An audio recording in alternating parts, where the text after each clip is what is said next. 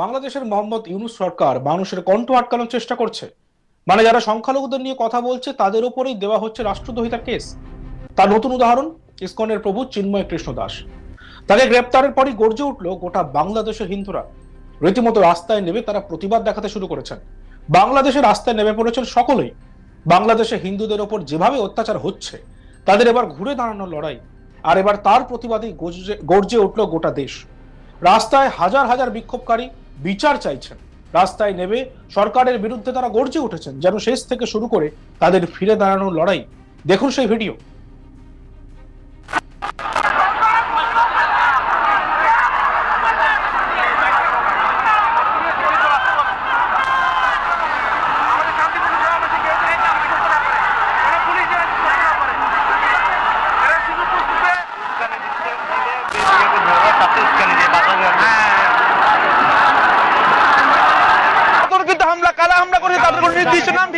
নাম বললে অনেক সময় চাকরিও না থাকতে পারে।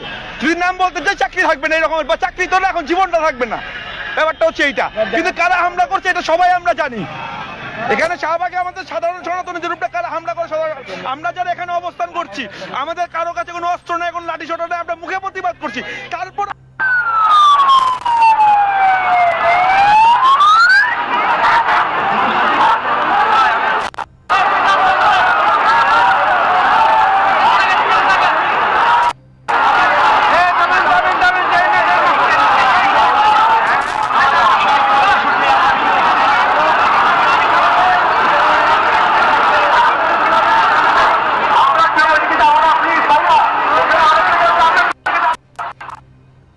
রাস্তায় নেমে রীতিমতো গর্জে উঠেছেন মানুষেরা, অর্থাৎ হিন্দুরা রীতিমতো তাকে যাতে ছেড়ে দেওয়া হয়, অর্থাৎ সেই প্রভুকে যাতে ছেড়ে দেওয়া হয় চিন্ময় কৃষ্ণ দাসকে, তার জন্য তারা আন্দোলন করছেন। এর জন্য জিহাদি সরকারের বিরুদ্ধে তারা তেড়ে ফুঁড়ে নেমেছেন।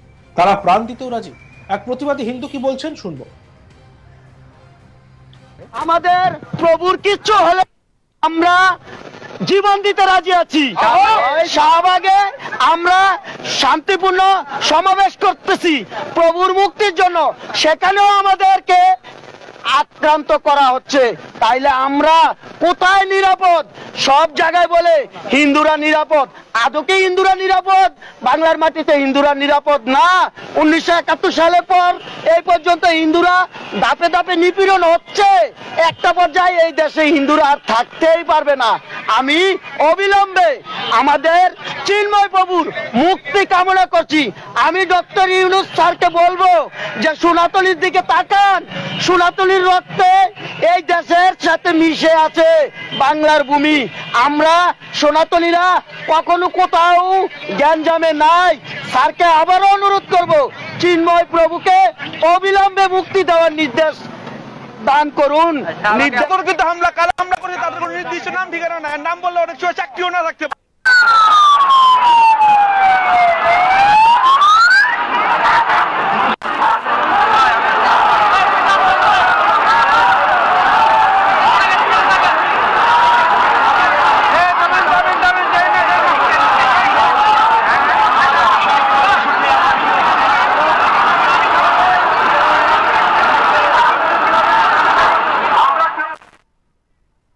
বলা ভালো ঘুম থেকে উঠেই যেন গর্জে উঠে রাস্তা দখলে নেমে পড়ে হিন্দুরা।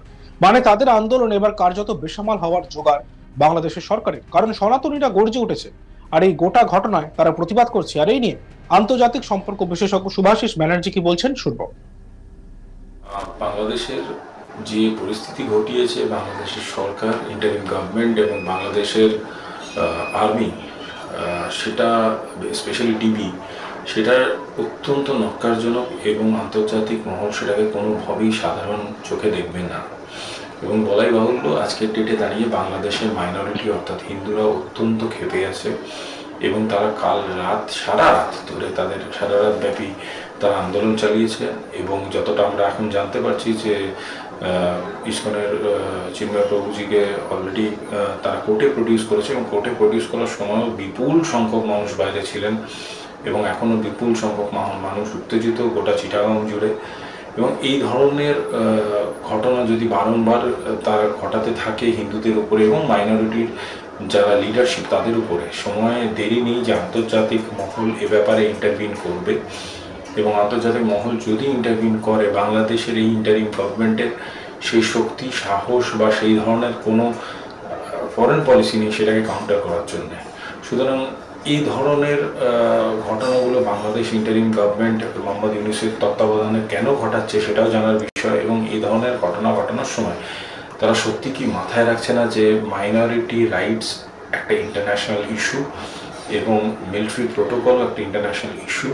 এই দুটো ইস্যুকে যেভাবে তারা জিওপার্টাইজ করছে, এই দুটো ইস্যুকে তারা যেভাবে ঘেঁটে ঘ করছে বাংলা ভাষায়, সেটা অত্যন্ত ভয়ঙ্কর আগামী দিনের জন্য, বাংলাদেশের সাধারণ মানুষের আগামী দিনের জন্য। এবং বাংলাদেশের সাধারণ মানুষ আগামী দিনে যেভাবে দল, মত এবং জাতি নির্বিশেষে পলিটিক্যাল সলিউশনস চাইছে, বাংলাদেশের সাংবিধানিক সলিউশন চাইছে, সেই দিকে দেখে বাংলাদেশকে এসব করা বন্ধ করা উচিত এবং অবিলম্বে প্রভুকে রিলিজ করা উচিত। বাংলাদেশের জিহাদি সরকার মানুষের কণ্ঠ আটকানোর চেষ্টা করছে, মানে যারা সংখ্যালঘুদের নিয়ে কথা বলছে তাদের উপরে কেস দেওয়া হচ্ছে। তার নতুন উদাহরণ ইসকনের প্রভু চিন্ময় কৃষ্ণ দাস। তাকে গ্রেপ্তারের পরেই গর্জে উঠল গোটা বাংলাদেশের হিন্দুরা। রীতিমতো রাস্তায় নেমে তারা প্রতিবাদ দেখাতে থাকেন। বাংলাদেশের রাস্তায় নেমে পড়েছেন সকলেই। বাংলাদেশের হিন্দুদের ওপর যেভাবে অত্যাচার হচ্ছে, এবার তার বিরুদ্ধে প্রতিবাদে গর্জে উঠল গোটা দেশ। রাস্তায় হাজার হাজার বিক্ষোভকারী বিচার চাইছেন। রাস্তায় নেমে সরকারের বিরুদ্ধে তারা গর্জে উঠেছেন। রাস্তায় নেমে রীতিমতো গর্জে উঠেছেন মানুষেরা। তারা বলছেন তারা প্রান্তিতেও রাজি। এমনই এক প্রতিবাদী হিন্দু কি বলছেন আমরা শুনবো। আমরা কি সন্ত্রাসী এই দেশের? আমরা এই দেশের ভূমিপুত্র, আমরা এই দেশের সন্ত্রাসী। আমাদের প্রভুর কিচ্ছু হলে আমরা জীবন দিতে রাজি আছি। শাহবাগে আমরা শান্তিপূর্ণ সমাবেশ করতেছি প্রভুর মুক্তির জন্য, সেখানেও আমাদেরকে আক্রান্ত করা হচ্ছে। তাইলে আমরা কোথায় নিরাপদ? সব জায়গায় বলে হিন্দুরা নিরাপদ।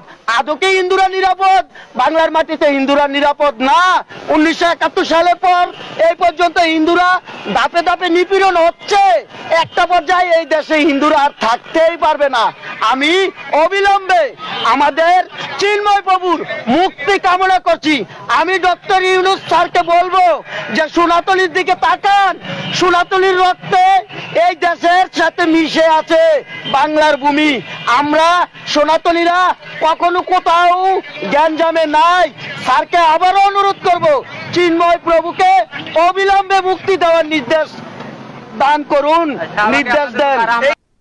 কিন্তু হামলা, কারা হামলা করে তাদের কোনো নির্দিষ্ট নাম ঠিকানা নাই। নাম বললে অনেক সময় চাকরিও না থাকতে পারে। যদি নাম বলতে চাই চাকরি থাকবে না, এরকম বা চাকরি তো না, এখন জীবনটা থাকবে না। ব্যাপারটা হচ্ছে এইটা। কিন্তু কারা হামলা করছে এটা সবাই আমরা জানি। দেখতে থাকুন আজ তাক বাংলা। সাবস্ক্রাইব করতে ভুলবেন না।